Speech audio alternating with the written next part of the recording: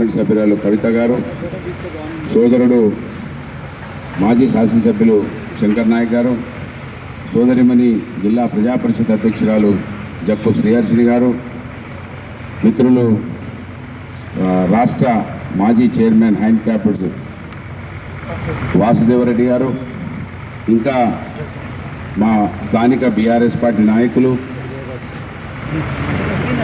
వివిధ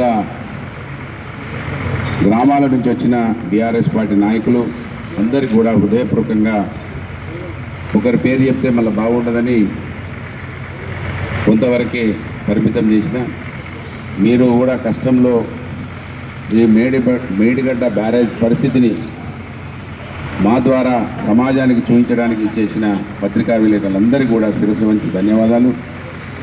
ఇవాళ Medigadda 20వ pillar 19వ pillar 2 పిల్లర్ల మధ్యలో మనం ఉన్నాము. 20వ పిల్లరు చిన్నగా క్రాక్ ఇచ్చినటువంటి ఆ క్రాకును పూడిస్తే షట్టరు కిందికి దింపడానికి పైకి ఎక్కించడానికి వీలు కలిగి ఉన్నది ఈ పిల్లరు. ఇవాళ కాంగ్రెస్ పార్టీ ప్రభుత్వం కావాలనే కక్షగట్టి మేడిగడ్డ బ్యారేజ్ను దోషిగా చూపించి జగిత్యాల మీటింగ్ పెట్టినవనే నువ్వు ఇక్కడ పెట్టావు. దయచేసి దీని వివరాలన్నీ మీ ప్రెస్ మీడియాకి నేను పంపిస్తాను. నేను ఒకటి ఇక్కడ శ్రీధరబాబు గారు నువ్వు నీతులు చెప్తావు, 3 ఏళ్ల నుంచి ఉష్క మార్పింగ్ నడుపుతాను ఇక్కడ. ఎంత గోసండి మా తెలంగాణ వరంగల్ జిల్లా ప్రజలైతే నేను ఎంత గోసపడతానో. పొలాలు ఎండిపోయినాయి, ఎరువులకు లేదు, రైతు బంధువు లేదు, అన్ని బంద్ అయినాయి, బోనస్ లేదు, మక్కలు కొంటలేరు, ఓ పక్క ఎండిపోయినాయి, బోర్లలో నీళ్ళు లేవు. ఇదంతా నీ పాపం కాదండి. రేవంత్ రెడ్డి గారు ఒక్కసారి నువ్వు గుర్తుపెట్టుకో, కాంగ్రెస్ పార్టీ ఎస్ఆర్ఎస్పి తీసింది వాస్తవమే, శ్రీరామ్ సాగర్ ప్రాజెక్టు కట్టింది వాస్తవమే. కానీ మహారాష్ట్రలో మీ ప్రభుత్వమే కాంగ్రెస్ ప్రభుత్వం, తెలంగాణ రాష్ట్రంలో కాంగ్రెస్ ప్రభుత్వం, కేంద్రంలో కాంగ్రెస్ ప్రభుత్వం ఎస్ఆర్ఎస్పికి నీళ్లు రాకుండా, శ్రీరామ్ సాగర్ ప్రాజెక్టు కానీ దీనికి కానీ నీళ్లు రాకుండా చేసి ఎస్ఆర్ఎస్పిలో సుక్క నీళ్లు రాకుండా మహారాష్ట్ర అక్రమంగా 10 ప్రాజెక్టులు కడితే నాతో పాటు రేవంత్ రెడ్డి వచ్చి ధర్నా చేసింది బాబ్లీ మీద. ఇది వాస్తవం కాదా? సుక్క నీళ్లు తెలంగాణకు వస్తలేమని ఆగమైంది. కాలువలు దుంపితే కాలువలలో మొత్తం చెట్లు మొలిచినాయి, తెలంగాణ అంతా ఎడారైంది. నువ్వు నాతో పాటు ధర్నా చేసినావు, నాతో పాటు జైలు పోయినావు, ఢిల్లీలో పోయినావు, ఇక్కడ పోయినావు, కాంగ్రెస్ పార్టీను తిట్టినావు. మళ్ళా కాళేశ్వరం వచ్చిన తర్వాతనే తెలంగాణ బాగుపడ్డది. వాస్తవం కాదా? ఒక్కసారి గుండెల్లో చెప్పుకొని చెప్పు. కాళేశ్వరం వచ్చిన తర్వాతనే ఆ కాలువలు కాక కొత్త కాలువలు దువ్వించి లిఫ్ట్ ఇరిగేషన్ చేసి రిజర్వాయర్లు చేసి హైదరాబాద్కి నిలిచిన తెలంగాణ మొత్తం కూడా సస్యశ్యామలు చేసింది మహానుభావుడు కేసీఆర్ గారు. ఆ కేసీఆర్ గారిని తిట్టేందుకు నీకు ఎట్లా మనసు వస్తుంది? ఆ రోజు బీజేపీ వాళ్ళు పొగిడిండ్రు, ఈ రోజు ఏం పుట్టిందో రోగం. ఇవాళ బీజేపీ వాళ్ళు తిడతారు, వీళ్ళు తిడతారు. ఇవన్నీ వాస్తవాలు. బోర్లలో నీళ్ళు, బావులలో నీళ్ళు, గోసపడ్డం, ఇవన్నీ వాస్తవాలు. నేను ఒక్కటే మిమ్మల్ని అందరినీ ప్రెస్ మిత్రులకు, మీడియా మిత్రులకు చెప్తున్నా, రేపు వచ్చి ఏం చేస్తావా చెప్పు రేవంత్ రెడ్డి గారు. ఇది బోకస్ కాదా? జగిత్యాల మీటింగ్ ఫెయిల్ చేయాలని నువ్వు చూస్తున్నావు.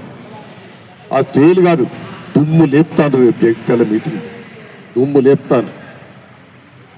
నువ్వేదో అధికారులను ముందర పెట్టి జనాలను పోగు చేయాలని ప్రయత్నం చేస్తున్నావు. బిడ్డ, నీ మీటింగ్ కంటే ఎక్కువ జగిత్యాలలో వాలంటీర్గా వచ్చేందుకు సిద్ధంగా ఉన్నారు.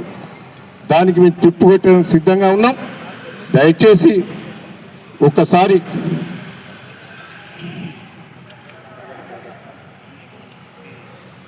మూడు సంవత్సరాల కాలంలో పూర్తి చేసి 240 టీఎంసీ నీటి సామర్థ్యంతో ఇండైరెక్ట్గా 500 టీఎంసీ నీటిని అందించడానికి 22 జిల్లాలకు పాకే విధంగా ఈ కార్యక్రమం చేపట్టి, కింద సమ్మక్క సారలమ్మ బ్యారేజ్ ద్వారా దేవాదుల ప్రాజెక్టు, అటు కింద సీతారామ ప్రాజెక్టు, అదేవిధంగా పాలమూరు రంగారెడ్డి ప్రాజెక్టు, ఇవన్నీ చేసి 1 కోటి ఎకరాల మాగాన్ని అందించాలనే ఆలోచనతో కేసీఆర్ గారు ముందుకు పోయి, ఆ క్రమంలో మరి కొద్ది ఓట్లతో ఓడిపోయినప్పటికీ చిత్తశుద్ధితో ముందు పోతున్న క్రమంలో బీఆర్ఎస్ ప్రభుత్వం ఇట్స్ ఎ ఫెయిల్యూర్ గవర్నమెంట్ అని లేదా ఫెయిల్యూర్ ప్రాజెక్ట్ అని చూపించడం కోసము ఈరోజు ఒక విధ్వంసాల పునాదుల మీద కాంగ్రెస్ ప్రభుత్వాన్ని నడిపిస్తున్నాడు రేవంత్ రెడ్డి.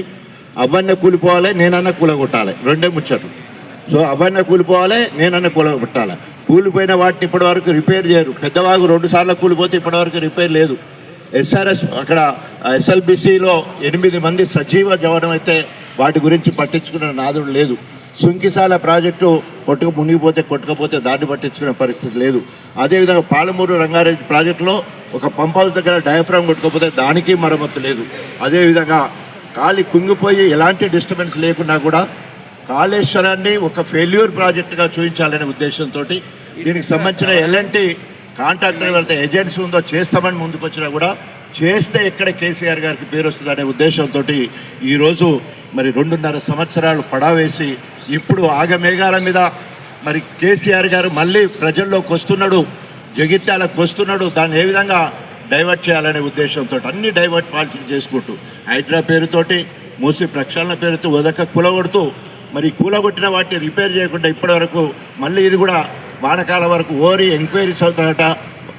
వానకాలం అయిపోయిన తర్వాత మళ్ళీ వేసంగి సమయం వరకు రిపేర్లు చేస్తారట. దొంగలు పడ్డాక 6 నెలలకు కుక్కలు మురిగినట్టు ఇప్పుడు మరి రేవంత్ ఆలోచన అట్లే ఉన్నది.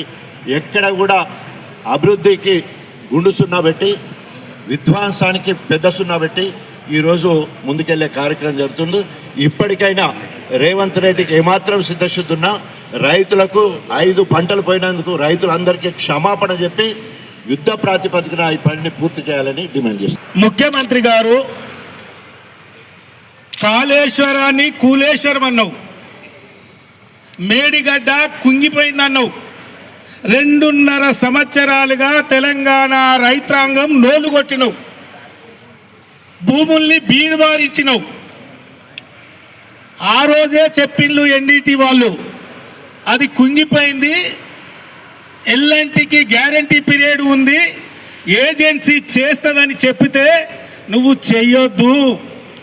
కాళేశ్వరం కుంగిపోయింది, కేసీఆర్ గారు అవినీతి పరుడని బీఆర్ఎస్ పార్టీ పైన బురద జల్లే కార్యక్రమం చేసినావు. ప్రజలంతా చూసిండ్లు. మరి ఇప్పుడు ఎందుకు వస్తున్నావు ఇక్కడికి? కుంగిపోయినా కూలిపోయినా కాళేశ్వరాన్ని ఎందుకు వస్తున్నావు? ఆ రోజు రిపేర్ కాదు, పిల్లరు నిర్మాణం జరగదు, నీటి పంపింగు జరగదు, నీళ్లు కాలువలకు రావు అన్నావు. మరి నువ్వు నిండు అసెంబ్లీలో, పబ్లిక్ మీటింగుల్లో, ప్రెస్ మీట్లో, క్యాబినెట్ మీటింగ్లో మీరు మీ ఇరిగేషన్ శాఖ మంత్రి గారు, ఈ జిల్లా మంత్రి గారు కాళేశ్వరం నీళ్లు తీసుకొచ్చి స్వచ్ఛమైన శుద్ధి చేసిన గోదావరి జలాల్ని మొత్తం హైదరాబాద్ ప్రజలకు తాగిస్తున్నారంటున్నారు. ఎక్కడి నుంచి వస్తున్నాయి బిడ్డ? కాళేశ్వరం కుంగిందా? మీరు ఎందుకు ఎండబెట్టిళ్ళు? దీనికి సమాధానం చెప్పాలి. 2, ఈ 2 ఏళ్ళు ఎండబెట్టడం వల్ల మీరు ఇసుక దందా చేయడానికా? ఈ ఇసుక దందా ద్వారా మీ పార్టీ వాళ్ళు బాగుపడడానికా? మీ కమిషన్ల కోసమా? 3, నీవు పునర్నిర్మాణం చేయడం వల్ల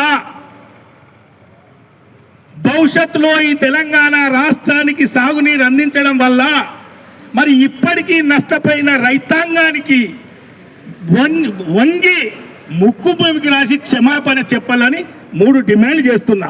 జై తెలంగాణ, జై